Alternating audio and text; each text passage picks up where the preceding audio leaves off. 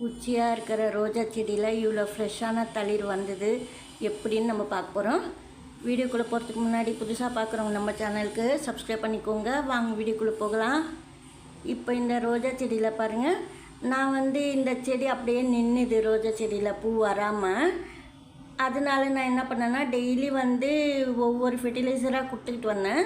ஆனால் நிறைய கொடுக்கக்கூடாது, கொஞ்சம் போல் கேரட் பீல்ஸு அதெல்லாம் நான் கொடுத்துருக்குறேன் பிளான்ட்டுக்கு.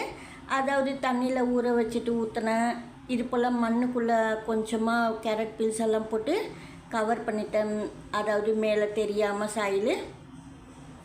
எப்போவுமே ரோஜா செடி சரியாக வரல, குச்சியாக தான் நின்றுது, இலெல்லாம் கம்மியாக இருக்குன்னா நீங்கள் அதாவது டெய்லின்னா இப்போ இன்றைக்கி அரிசி கவுன தண்ணி கொஞ்சம் போல் ஒரு அரை கிளாஸ் ஊற்றினேன். மறுநாளே காஃபி பவுடர் தண்ணி ஊற்றினேன். நீங்கள் காஃபி போடும்போது கூட கொஞ்சம் அந்த காஃபியில் தண்ணி கலந்து கூட செடி குத்தலாம்.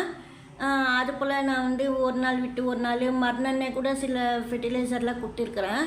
அதாவது டீ தூள் தண்ணி இந்த மாதிரியெல்லாம் நான் ஊற்றிட்டு இது போல் ஃப்ரெஷ்ஷாக தளிர் வந்தது.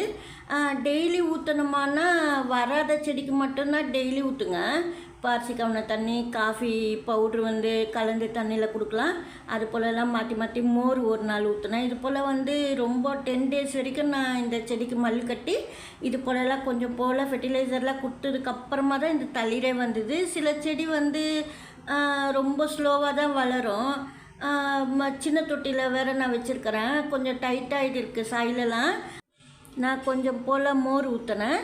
சாயில் சப்போஸ் டைட்டாக இருந்ததுன்னா லூஸ் ஆகும். அதே போல் வாழைப்பழம் தோல் தண்ணியெல்லாம் கூட ஊற்றிருக்கிறேன்.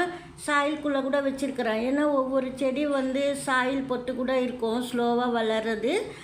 மண் லூஸானால் கொஞ்சம் தளிர் வரத்துக்கு ஈஸியாக இருக்கும். அதுக்காக ஏன்னா சப்போஸ் குச்சியாக உங்கள் ரோஜா செடி கூட இருந்ததுன்னா இப்போ நான் சொன்னதெல்லாம் கூட செய்யலாம்.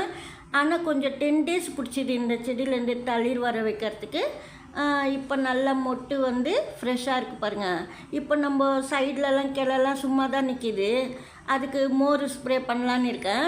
இந்த இலையெல்லாம் நம்ம எடுத்து விட்டோம்னா நான் அப்படியே வச்சுருக்கிறேன் இந்த ரோஜா செடியில். ஏன்னா ரோஜா ஏற்கனவே ரோஜா செடி கொஞ்சம் டல்லாக தான் இருக்குது. அதுக்காக இலையெல்லாம் எடுக்கல, அப்படியே விட்டு வச்சுருக்கிறேன். இந்த மல்லிப்பூ பாருங்கள், மல்லி ஏற்கனவே பெரிய செடி காமிச்சிருந்தேன் பாருங்கள். அந்த மல்லி செடியிலேருந்து பூத்த பூ தான் இது. கொஞ்சம் போல் பறித்து வச்சுருக்கிறேன். நீங்கள் டெய்லி கூட பறிக்கலாம். பெரிய செடி ஆனதுமே டெய்லி பூ கிடைக்கும் மல்லிப்பூக்கள். எவ்வளோ பெருசு பெருசாக இருக்குது பாருங்கள். பெரிய பூவாக நம்ம ரோஜா மல்லியெல்லாம் வருமே அது போல். ஆனால் அந்தளவுக்கு இருக்காது, இருந்தாலும் அடர்த்தியாக இருக்குது பாருங்கள். இது போல் மல்லி கூட நீங்கள் மோர் ஊற்றினா வாழைப்பழம் தோல் தண்ணி ஊற்றினா நல்லா இது போல் பூக்கள்லாம் பூக்கும். பூக்காத ரோஜா செடி கூட இப்போ நான் சொன்னதெல்லாம் செஞ்சிங்கன்னா சீக்கிரமாக மொட்டு வச்சு ரோஜா செடியில் பூ பூக்கும். எந்த ரோஜா செடி இதுன்னா எல்லோ கலர் மாம்பழம் கலர் சொல்லுவேனே அடிக்கடி, அந்த ரோஜா செடி தான் இது. ஏற்கனவே பூ பூத்தப்போ நான் வீடியோ பண்ணியிருக்கேன். அதுக்கப்புறம் வீடியோ பண்ணலன்னா டல்லாக தான் இருக்குது, செடியெல்லாம் வளரல. அதனால நான் அப்படியே வச்சுருந்தேன். இப்போ தான் ஃபெர்டிலைசர்லாம் கொடுத்து சூப்பராக தளிர் முட்டு வச்சிடுச்சு. இந்த வீடியோ அவ்வளோதான். தேங்க்ஸ் ஃபார் வாட்சிங்.